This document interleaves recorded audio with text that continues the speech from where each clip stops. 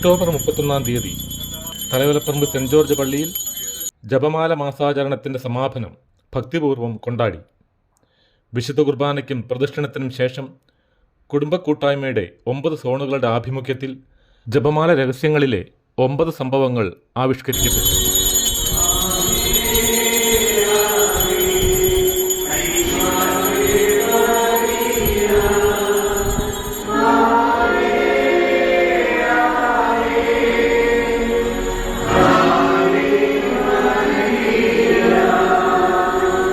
സന്തോഷത്തിൻ്റെ 3-ാം ദിവ്യരഹസ്യം. പരിശുദ്ധ ദൈവമാതാവ് ലോകരക്ഷകനെ പ്രസവിപ്പാൻ കാലമായപ്പോൾ ബത്ലഹേം നഗരിയിൽ പ്രസവിച്ച് ഒരു പുൽത്തൊട്ടിയിൽ കിടത്തിയതിനെക്കുറിച്ച് നമുക്ക് ധ്യാനിക്കാം. സന്തോഷത്തിൻ്റെ 4-ാം ദിവ്യരഹസ്യം. പരിശുദ്ധ ദൈവമാതാവ് ഈശോമിശിഹായെ ദേവാലയത്തിൽ കൊണ്ടുചെന്ന് ദൈവത്തിന് കാഴ്ചവെച്ച് ശിമയോൻ എന്ന മഹാത്മാവിൻ്റെ കരങ്ങളിൽ ഏൽപ്പിച്ചതിനെക്കുറിച്ച് നമുക്ക് ധ്യാനിക്കാം. പ്രകാശത്തിൻ്റെ 2-ാം രഹസ്യം. നമ്മുടെ കർത്താവ് ഈശോമിശിഹ കാനായിലെ കല്യാണ വിരുന്നിൽ വെച്ച് വെള്ളം വീഞ്ഞാക്കി തൻ്റെ അത്ഭുത പ്രവൃത്തികളുടെ ആരംഭം കുറിച്ചതിനെക്കുറിച്ച് നമുക്ക് ധ്യാനിക്കാം.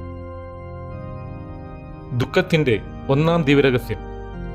നമ്മുടെ കർത്താവ് ഈശോമിശിഹ പൂങ്കാവനത്തിൽ പ്രാർത്ഥിച്ചുകൊണ്ടിരിക്കുമ്പോൾ രക്തം വിയർത്തതിനെക്കുറിച്ച് നമുക്ക് ധ്യാനിക്കാം.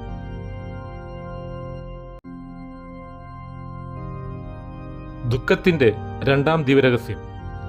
നമ്മുടെ കർത്താവ് ഈശോമിശിഹ പീലാത്തോസിന്റെ വീട്ടിൽ വെച്ച് ചമ്മട്ടികളാൽ അടിക്കപ്പെട്ടതിനെക്കുറിച്ച് നമുക്ക് ധ്യാനിക്കാം.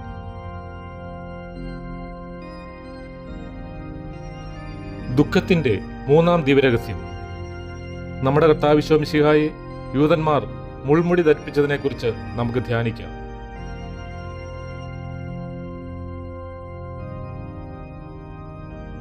മഹിമയുടെ 2-ാം ദിവ്യരഹസ്യം. നമ്മുടെ കർത്താവ് ഈശോമിശിഹ തന്റെ ഉയർപ്പിന്റെ 40-ാം നാൾ മാതാവും ശിഷ്യരും കണ്ടുകൊണ്ട് നിൽക്കുമ്പോൾ സ്വർഗാരോഹണം ചെയ്തതിനെക്കുറിച്ച് നമുക്ക് ധ്യാനിക്കാം. മഹിമയുടെ 3-ാം ദിവ്യരഹസ്യം. നമ്മുടെ കർത്താവ് ഈശോമിശിഹ സെഹിയോൻ ഊട്ടിശാലയിൽ ധ്യാനിച്ചിരുന്ന കന്യകാമാതാവിന്റെ മേലും ശിഷ്യന്മാരുടെ മേലും പരിശുദ്ധാത്മാവിനെ അയച്ചതിനെക്കുറിച്ച് നമുക്ക് ധ്യാനിക്കാം. മഹിമയുടെ 5-ാം ദിവ്യരഹസ്യം. പരിശുദ്ധ ദൈവമാതാവ് പരലോകത്തിൽ കരേറിയ ഉടനെ തന്റെ ദിവ്യകുമാരനാൽ സ്വർഗത്തിന്റെയും ഭൂമിയുടെയും രാജ്ഞിയായി മുടി ധരിപ്പിക്കപ്പെട്ടതിനെക്കുറിച്ച് നമുക്ക് ധ്യാനിക്കാം.